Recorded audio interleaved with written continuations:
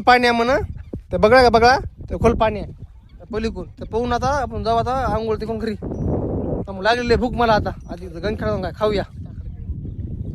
त्याकडे काय बी खोल पाणी त्याकडे काय पिशी आंघोळ ती करून पुन्हा जेवाय जाऊया जमन ना आंघोळ आता पोलनात काय नाही जायचं होतं लवकर पोलनात काय नाही कपडे घरी जाऊन बदलायचे निघायचं गण खेळला आधी जेवण करायचं भूकले लागले आधी